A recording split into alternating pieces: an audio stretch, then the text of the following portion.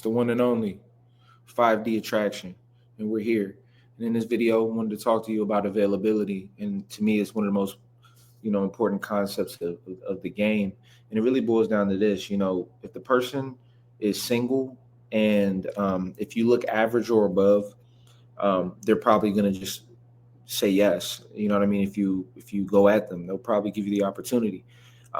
Most of the time, when people aren't open to your approach or open to you trying to get at them, is because they're either um, already in a situation, or if you're approaching somebody, they might be going through something that day. They might be having, they might have had an argument. They might have got fired. They might have had a bad day at work. They might not be in the mood. They might be tired. They might have just worked out.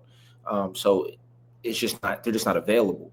So most of the time, what's important about this is you got to understand it's not really about you, why the person might have rejected you. It's just because they're not available. So what you're doing out there in the field, if you're approaching, or if you're getting that woman, or if you're talking to dating people, or if you're a woman dating men or whatever, you're trying to build your options so that as simple as this.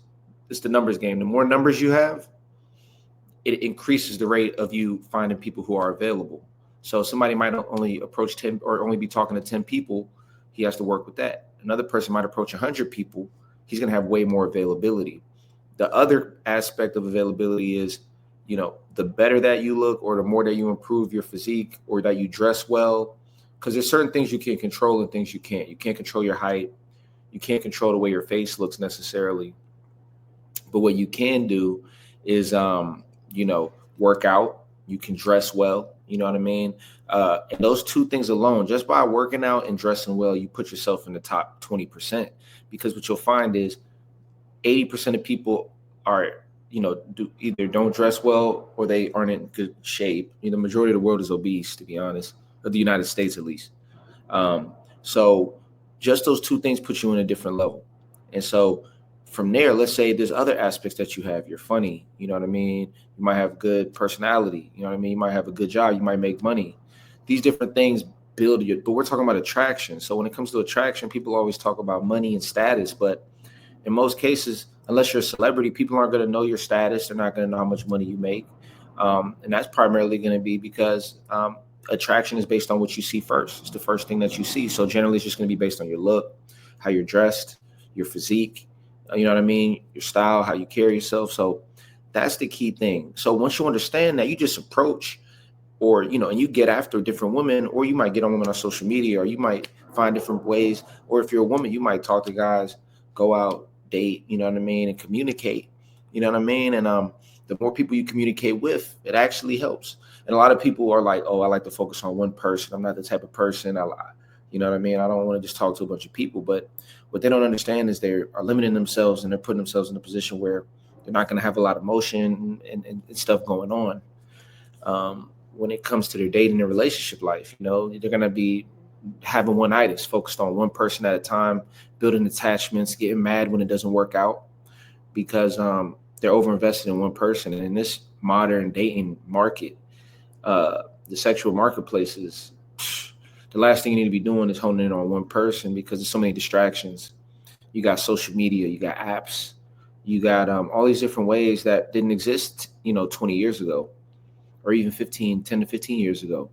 You know what I mean? And so we have a new situation now where people, are distracted. So the numbers are there to work in your favor. And if you respect the numbers game, I mean, you're going to have your way. I'm sorry. Like, nobody approaches. So if you do that, it's just kind of the cheat code. You know what I mean? And what you learn is it's actually super easy, and it's not even a big deal. Like, people are like, oh, you're simping if you do that. It's like, it's like, for me, when a young guy says that you're simping because you are approaching a woman, or, it just shows me that that's like a beta thing to say, because, if you're a man and you're masculine energy, woman is a natural reflection of that. And approaching isn't, first of all, it takes balls to do it. And honestly, like, who cares? You know what I mean? It's not that serious. Simping is when you're doing things to appease a woman, to get her to like you. That's not what approaching is. Approaching is seeing if the person's available and open, if they want to talk to you. If they don't, you just keep it pushing. You're not giving gifts. You're not doing stuff like that. So, yeah, man. So with that being said, though, let's check it out. Did men ever approach you and say, hey, how's it going? I actually went on a date with someone who approached me one time. He was just riding on a bike, actually, like up here, and I was just walking. And then he was like looking back, and I was like, oh my God, he's gonna come up to me. I was like, he's kind of cute. He's gonna go up to me. And then he came up to me. If you approach. So there you go. You know what I mean? He went smack. You know what I mean? It was simple as that. Someone in the right way, it can be quite charming. Yeah. You know, If you approach someone in the right way, it can be quite charming. I mean, absolutely, that's how it operates. it's funny. Sometimes I'm like in the mood for just like a 2-minute chat or like even a 1-minute chat. Yeah. And sometimes I'll just straight up say like, I'm not in the mental state to be having this conversation right now, and I'm gonna go that way. All right, this is availability right here. You know what I mean? She likes, girls want to have a little quick chat. Boom, boom, get the contact. Boom.